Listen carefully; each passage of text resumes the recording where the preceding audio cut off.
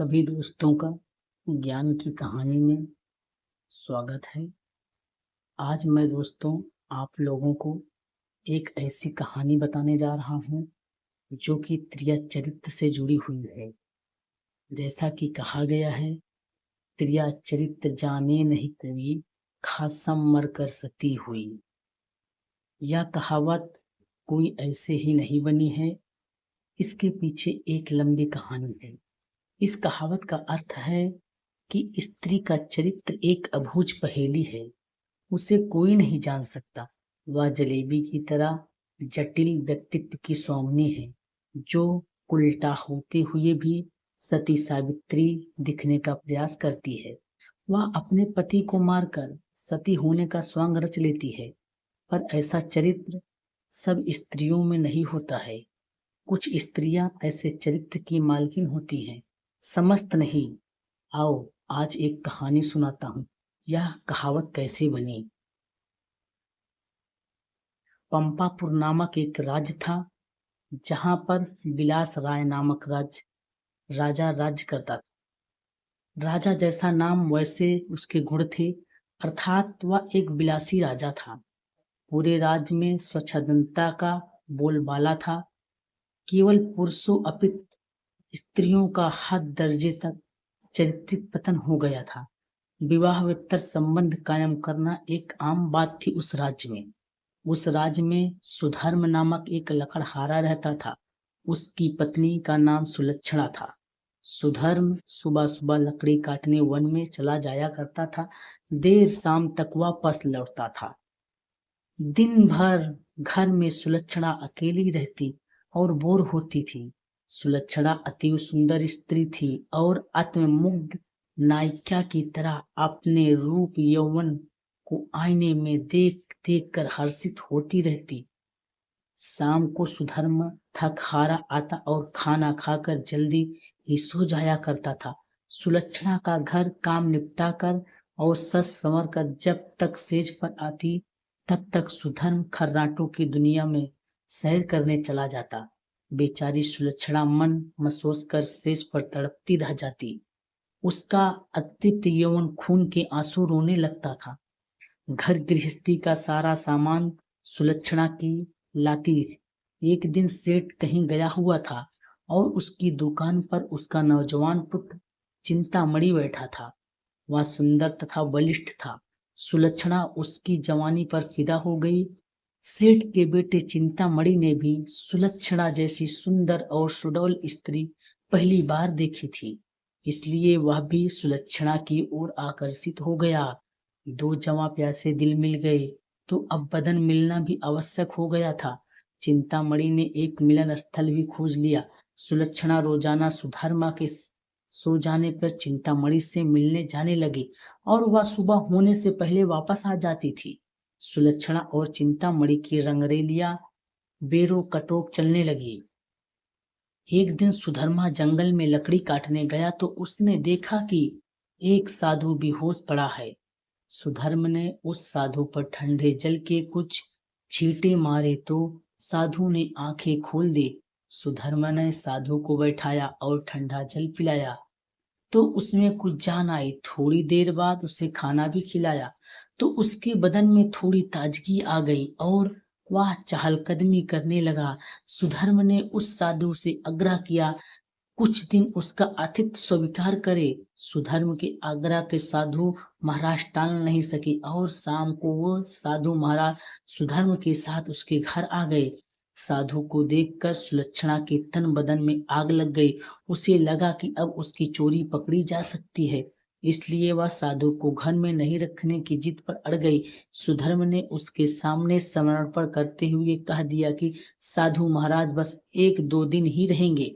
इस पर सुलक्षणा राजी हो गई। रात में सबने खाना खाया और साधु के लिए आंगन में चारपाई बिछा दी।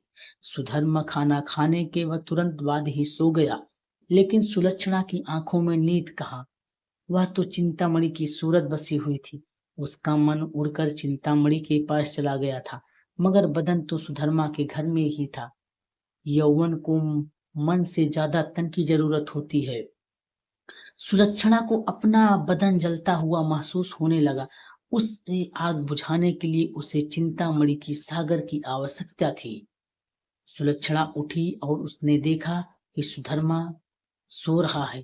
तब वह साधु के पास गई। साधु भी चुपचाप लेटा था। सुलक्षणा ने उसे सोता हुआ जाना और फिर वह बन संवर कर चिंतामणि से मिलने के लिए चल दी। साधु एक अनजान व्यक्ति के घर में ठहरा था और सुलक्षणा ने उसे बड़ी मुश्किल से घर में रहने दिया था, जबकि उसने यहाँ रहने के लिए कहा ही नहीं था। सुलक्षणा के व्यवहार को देखकर दाल में जरूर कुछ काला है, साधु महाराज के मन में कहा। वह सोचता ही रहा, इसलिए उसे नींद नहीं आई और उन दोनों की क्रियाकलाप देखता रहा। जब सुलक्षणा उसके पास आई तब वह दम साधकर चुपचाप लेटा रहा। उसने सुलक्षणा को बन संवर कर कहीं पर जाते हुए देख लिया था, मगर वह चुपचाप पड़ा रहा। उसने यह भी देखा लिया था कि भोर होने से पहले ही सुलक्षणा वापस आ गई थी। उसे अब सारा माजरा समझ में आ गया था। दूसरे दिन सुधर्मा जब जंगल से लौटा तो साधु ने उसे अपनी पत्नी से सावधान रहने को कहा और यह भी कहा उसकी पत्नी किसी से मिलने रात को कहीं जाती है।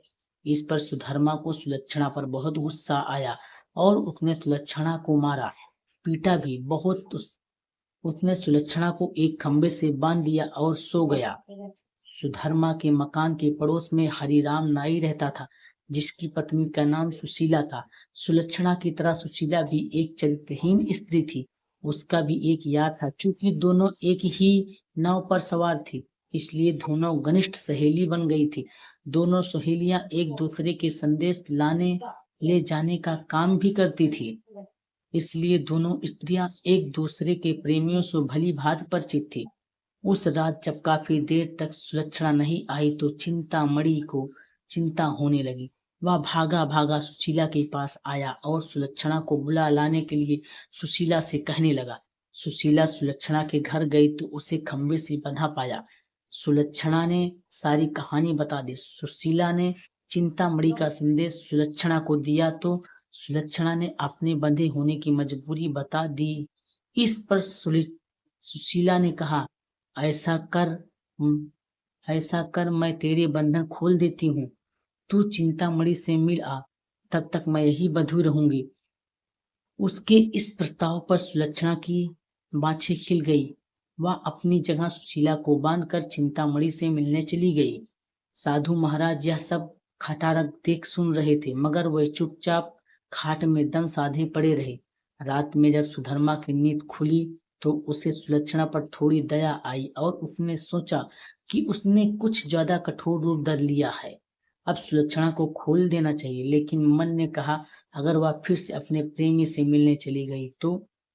अब इस सवाल का कोई जवाब नहीं था उसके पास। उसने सोचा, इस बार यदि सुलक्षणा वचन दे दे कि वह अपने प्रेमी से मिलने नहीं जाएगी, तब वह उसे खोल सकता है। सुधर्मा ने जोर से आवाज लगाई, कलंकिनी, अगर तुझे यहाँ तू यह आश्वासन दे कि तू उससे मिलने नहीं जाएगी तो मैं तेरे बंधन खोल दूंगा। लेकिन वहां पर तो सुलक्षणा नहीं अपितु सुशीला बंधी हुई थी। सुशीला ने सोचा कि यदि वह कुछ भी बोलेगी तो उसकी आवाज से सुधर्मा को पता चल जाएगा वह सुलक्षणा नहीं है, फिर सारा भांडा फूट जाएगा।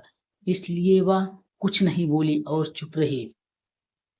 इसी तरह चुप रहने पर सुधर्मा को गुस्सा आ गया और उसने गुस्से में आकर कुल्हाड़ी फेंक कर दे मारी। कुल्हाड़ी सीधी सुशीला की नाक पर जा लगी और उसकी नाक कट गई।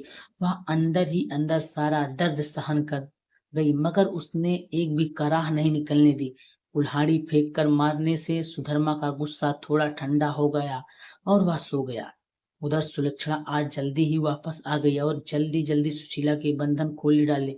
तब सुशीला ने अपनी कटी हुई नाक दिखाई और सारा वाकया सुना डाला। सुलक्षणा यह देखकर और सुनकर कांप उठी, मगर अब क्या हो सकता है। सुशीला अपने घर को चली गई और सुलक्षणा फिर से उसी खंभे में बंधी खड़ी हो गई। साधु बाबा चारपाई पे पड़े पड़े यह सारा त्रिया चरित्र देख रहे थे। थोड़ी देर बाद जब सुधर्मा की नींद खुली तो उसने अपनी पति सुलक्षणा से फिर कहा, देख तू अब भी मुझसे सच सच कह दे और मुझे यह वचन दे, तू फिर कभी उससे मिलने नहीं जाएगी। तो ठीक रहेगा, नहीं तो जिस प्रकार मैंने तेरी नाक काटी है, अब तेरे दोनों कान भी काट दूंगा, फिर तू नकटी और बोची हो जाएगी। तब तक ते तब तेरे घर से निकलना ही मुश्किल हो जाएगा। इन शब्दों को सुनकर सुलक्षणा के षड्यंत्रकारी दिमाग में एक युक्ति सूझी। उसे पता था कि नाक उसकी नहीं, सुशीला की कटी है, और इस बात का सुधर्मा को नहीं, अतः इस नासमझी का फायदा उठाना चाहिए। तब उसने त्रिया चरित्र दिखलाते हुए नाटक करना शुरू कर दिया और जोर जोर से रोना शुरू कर दिया। रोते हुए बोली, तुम मर्द लोग बड़े बेरहम होते हो, अपनी पत्नी पर झूठा इल्जाम लगाकर उसकी नाक काट देते हो। मैं कोई उल्टा स्त्री नहीं हूँ, जैसा कि तुमने मुझ पर आरोप लगाया था। मैंने एक पतिव्रता स्त्री हूँ, और मैं आज तुम्हें यह सिद्ध करके दिखा दूंगी कि मैं कितनी सती नेक और पतिव्रता हूँ। ऐसा कहकर उसने आसमान की ओर और भगवान को संबोधित करते हुए बोली, हे प्रभु, हे माता गौरी, हे समस्त देवी देवताओं, हे दसों दिशाओं, आप सभी मेरी बात ध्यान से सुनो और मेरे साथ न्याय करो। मैं यदि तन मन और वचन से एक पतिव्रत और सतीत स्त्री हूँ, मेरे पति ने मुझे पर बच्चलन होने का आरोप लगाकर जो मेरी नाक काटी है, वह नाक फिर से जुड़ जाए और एक पतिव्रता स्त्री क्या होती है पूरे जग को पता चल जाए, और वह ओम नमो भगवते वासुदेवाय नामा का जाप करने लगे। सुधर्मा यह सब देखा और सुन रहा था। तभी 3-4 बार ही मंत्र का जाप हुआ था कि सुलक्षणा चीख पड़ी, मेरी नाक जुड़ गई, मेरी नाक पहले जैसी हो गई। भगवान तेरा लाख लाख शुक्र है, जो तूने एक तीव्रता स्त्री की लाज रख ली और मुझ पर बच्चलन होने का झूठा आरोप जो मेरे पति ने लगाया था उसे खारिज कर दिया। मैं आपका यह उपकार जिंदगी भर नहीं भूलूंगा। भगवान, और उसने नीचे धरती पर झुककर भगवान को प्रणाम किया। तब तक सुबह हो गई थी। सुधर्मा को उसकी बातों पर विश्वास नहीं हुआ, इसलिए वह उसके पास गया और उसकी नाक को छूकर देखा तो वह पहले जैसे ही थी। वह सुलक्षणा को आश्चर्य से देखता ही रह गया और अपनी गलती पर पछताने लगा। उधर सुशीला ने अपने चेहरे पर एक कपड़ा इस तरह लगा लिया कि नाक दिखाई नहीं दे। सुबह होने पर नाई हरिराम अपनी दुकान जाने लगा तो उसने अपनी पेटी संभाली। उसमें एक बड़ा वाला उस्तरा नहीं था। उसने सुशीला से कहा कि बड़ा वाला उस्तरा ला दे। सुशीला नाक कटने से चिड़ी हुई थी तो उसने हरिराम की तरफ एक चाकू फेंक दिया और कहा, यह ले तेरा बड़ा वाला उस्तरा। बड़े वाले उस्तरे की जगह चाकू देखकर हरिराम का पारा 7वें आसमान पर चढ़ गया। उसने अपनी पेटी खोली और एक छोटा उस्तरा निकाला और सुशीला की ओर फेंक कर मारा। सुशीला की चाल कामयाब हो गई। वह तो यही चाहती थी। उसने उस्तरा हाथ में पकड़ा और जोर जोर से चिल्लाने लगी, अरे मेरी नाक काट दी, हाय मेरी नाक काट दी। उसकी आवाज सुनकर पास पड़ोस की वहां पर भीड़ लग गई।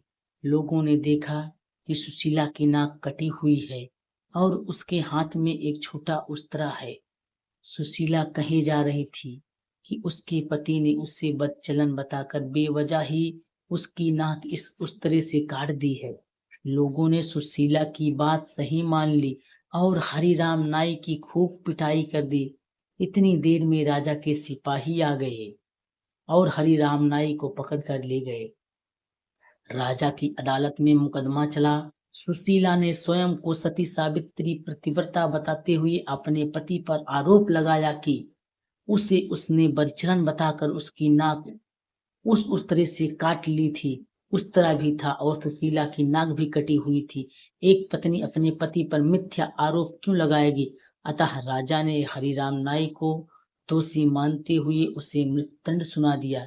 इस मृत्युदंड की चर्चा पूरे राज्य में फैल गई। सुधर्मा के घर में ठहरे हुए साधु महाराज ने जब हरिराम नाई के मृत्युदंड की बात सुनी तब वह विचलित हो गया। उसे दोनों स्त्रियों के त्रिया चरित्र का संपूर्ण ज्ञान था, जिसकी चपेट में एक निर्दोष व्यक्ति हरिराम नाई आ गया। अपनी जान से हाथ धो रहा था। तब वह राजा के पास गया और संपूर्ण घटनाक्रम राजा को सुनाया। राजा ने सुधर्मा और सुलक्षणा को दरबार में बुलाया और कड़क कर सारी बातें सच सच बताने के लिए कहा। तब सुलक्षणा और सुशीला ने सारी बातें सच सच बता दी, अपने स्वांग को भी बता दिया।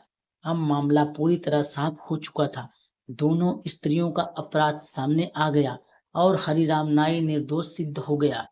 इस षड्यंत्र के लिए दोनों उल्टाओं को भीषण दंड दिया जाना था, लेकिन स्त्री, बालक और साधु को मृत्यु दंड नहीं दिया जा सकता। इस शास्त्रीय विधान के अनुसार दोनों स्त्रियों की नाक कान काट कर उन्हें छोड़ दिया गया। इस पूरे वृत्तांत को देखकर साधु महाराज बोल पड़े, त्रिया चरित जाने नहीं कोई, खासम मर कर सती हुई।